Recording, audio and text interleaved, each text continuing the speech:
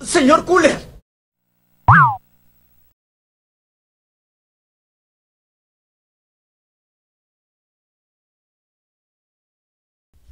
Hello, I'm Brogan Brainstorm. I'm finishing up my E3 recap with Nintendo. We're winding down here. Some people are only counting their main presentation that happened on Tuesday, but I'm counting the World Championship and their Smash Brothers announcement too. I think the strategy was to begin E3 with Nintendo and end it with them, or at least nearly end. So, the World Championship, I only caught the end of it where they were showing the Mario Maker levels. It looked pretty good, and it was a really great way to show off the game. It's been done before by modders and ROM hackers and so forth. It's been done unofficially, but it is nice to have the classic Nintendo polish, to have the tools that really help you make it. Help you make those crazy levels and all that. As for the Smash Brothers stuff, a while ago we got Mewtwo back, and so they also announced that Lucas would be coming back too. Lucas is now back. Roy is coming back too. A lot of fans have been looking forward to that. And Ryu from Street Fighter is now here. So, and he seems to be pretty faithful to his character. They added 2 smash moves for him, and his strategy and like some of his button combinations mimic the original Street Fighter 2 style ones. I've never been into Street Fighter that much, but for those who have, it's really great to see that kind of character. They're also bringing a lot of Mii fighter costumes, including Heihachi from Tekken. So they try to get all fighting. And some guy from Virtua Fighter. I don't know the franchise, but so they're uniting all sorts of fighting games under one roof. So that's really neat. We also have Splatoon costumes.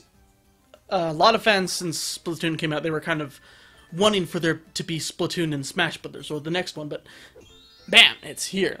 And so they're adding all characters under the one roof. So that's also good. They also have a lot of the original Smash Brothers levels.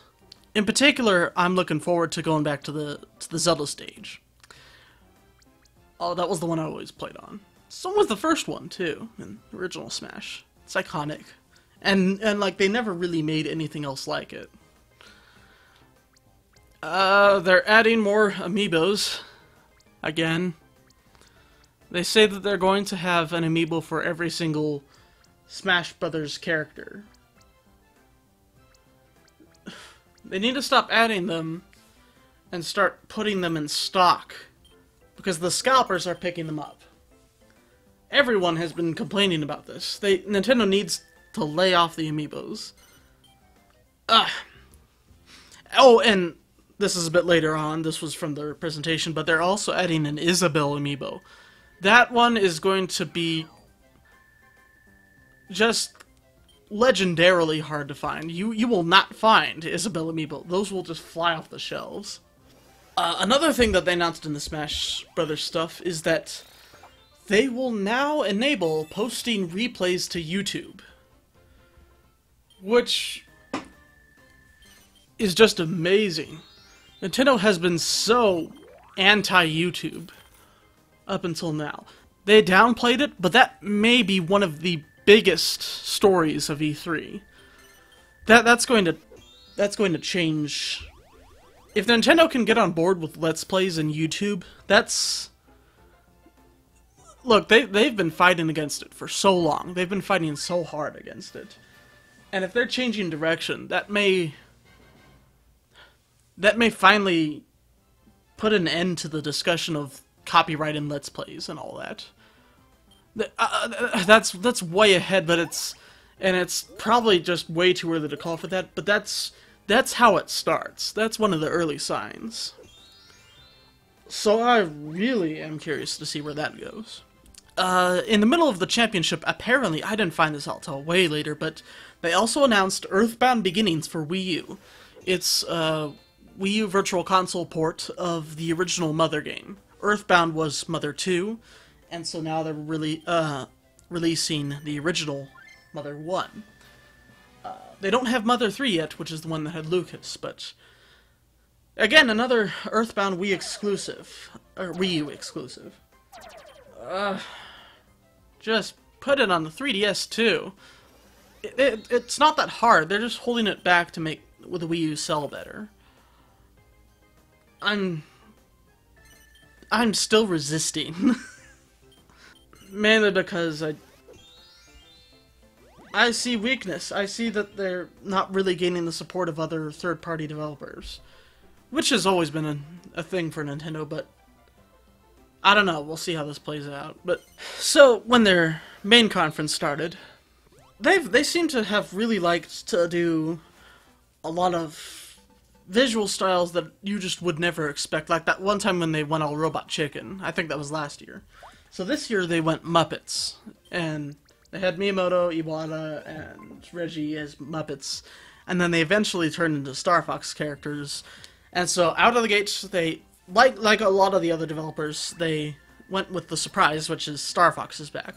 They already confirmed that it was happening, but they didn't really give out anything, so we got to see a lot of gameplay from that. I never played Star Fox 64. I need to, but from what I hear, that was really the only iconic Star Fox game. The original was alright, but the great Star Fox game was 64, and the rest of the series just kind of never got even close to living up to that. And so, does it look good? I guess. It doesn't look great. Nintendo doesn't know how to blow people's socks off anymore. That's really what it comes down to. They don't know how to... Nintendo's kind of lost their wow factor. They're good, solid, quality games. Nintendo, don't mistake that. Nintendo knows how to make them. But they're not... For me, as a storyteller, their shift into focus on gameplay butts heads with me, especially in the Zelda series, above all else. But I don't know. I just couldn't get excited by it. So they also announced Zelda Triforce Heroes, which is basically another Four Swords style game. I don't even know what to think of that, to be honest. Whereas Four Swords was more competitive, Triforce Heroes is co-op. That's how they explained it. No, it doesn't really look interesting, to be perfectly honest. It looks like the continued degradation of the Zelda series. You probably could argue that that the series is still strong. Honestly, it's been as they focus less and less on the story and about taking the game seriously, and it's not about the casualization, and it's not about the Wind Wakerization of things. Wind Waker was amazing, but Nintendo has started to de-emphasize story. They started that a long time ago, but now it's starting to really catch up to the Zelda series. And we have Hyrule Warriors 3DS that was leaked, unfortunately for Nintendo. And they have the Wind Waker. They have Tetra, and they have the King from Wind Waker as new characters. So it's finally being ported to the 3DS. I didn't even know that was going to happen, but when that first was announced, the first thing I said was, oh good, now I have one less reason to buy a Wii U. And I know that a lot of people said that. Just instantly, thousands of people said, one less reason to buy the Wii U. Still happy to get it. I want to play it, definitely. We also had Metroid Prime Federation Force, which they really didn't show that much of, but the Metroid fans are going, you have no idea what you're doing. Everything from Metroid just kind of ended after Metroid Other M, like screeching halt. And now it's honestly the best thing Nintendo can do right now is to just disown Mother M. admit they made a mistake, either in the story or in handing out to Team Ninja, admit that Metroid Other M didn't happen, it's non-canon, whatever.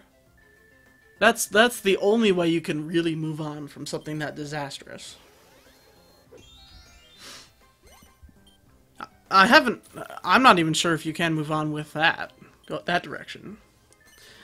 Fire Emblem If, which has always been a weird name, has been renamed to Fire Emblem Fates.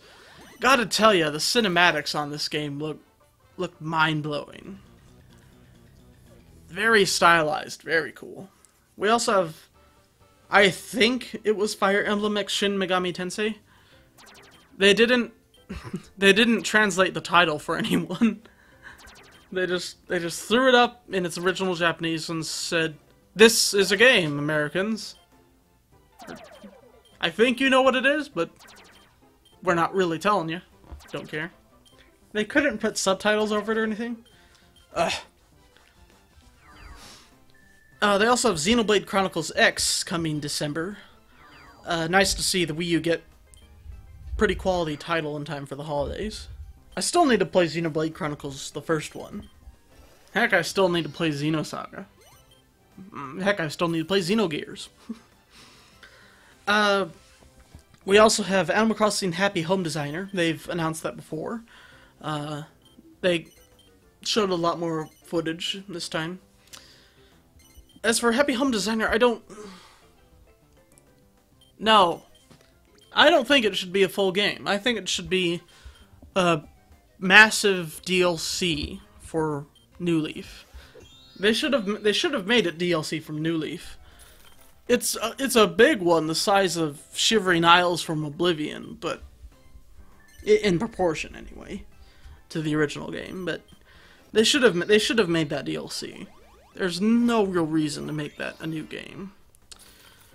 We also have Animal Crossing Amiibo Party, which is for the Wii U and requires amiibos to play. And it requires Animal Crossing amiibos, which are going to get sold up crazy. Hopefully that encourages Nintendo to put everything back in stock more, but I don't know. Nintendo spent a lot of time on Yoshi Woolly World. I am way not interested in that. Much like Unraveled, Kirby's Epic Yarn, and Little Big Planet. I just do not like those visual styles. And I've never really liked Yoshi either. I know, I hate happiness and sunshine and sunflowers, but... We do have Yokai Watch, also, which was apparently a huge thing over in Japan right now. It's pretty much a spiritual, supernatural spin on the Pokemon formula. Except it's in modern, grounded... It's in modern Japan, very grounded, except for the fact where there's ghosts and stuff. And so they're trying to bring it over to America now, but they didn't really do it justice, from what I hear. They definitely needed to show a lot more than just that. I would have liked to see more. It just kind of moved by too fast. And, I watched it again just to see, but I didn't really get the hype. I didn't really get the point. The trailer didn't send that across. I want to, though. I want to get it. I want to understand. We also have Mario and Luigi Paper Jam, which is a crossover between Paper Mario and the realistic modern Mario. And so it's done in the style of the RPGs and the Mario and Luigi Superstar Saga and all that. That one looks good. But it is weird that, as far as the Mario canon goes, I know they're not story-focused, but in the Mario canon, there are two Marios, Paper Mario and Realistic Mario, and they are not the same person. That's just so weird. That sounds so weird to me. And then they ended it all with a lot of Mario Maker stuff. which I can kind of understand. It's coming out in September, so they're trying to hype it up for the release. That, you know, you always hear more about games when they get closer to release. Well, there's stuff that's missing too. Like Nintendo NX, the rumored system. They probably don't have enough to go on, but if the name's floating around, they might have. They have something cooking up. No Zelda Wii U. That's the biggest missing block. It's missing in action. The game was supposed to originally release at the end of this year. Now it's been delayed to 2016. But you should still have something to show by now. And this is the time to show it. The game was supposed to release in December. I know it's not finished. I've accepted that they're not finishing it. I have accepted that they are delaying it so that they can push out a quality game. I get that. I respect Nintendo for delaying it. For admitting when it needs more work done on it. But I refuse to believe that they don't have anything to show for it. It's missing. And it's a huge gap in this entire presentation. They needed Zelda Wii U. And then there's the typical lineup of things that you'll never expect to see again. Like F-Zero. I knew they weren't going to. There was no way. Also Golden Sun. But I don't know how you can continue the series after Dark Dawn. It's again the classic Soul Calibur 5 argument where it's the future, here's their kids. What, you don't like them? Too bad. That's where the story can only go forward from that. Or backward, but you don't want it to go backward.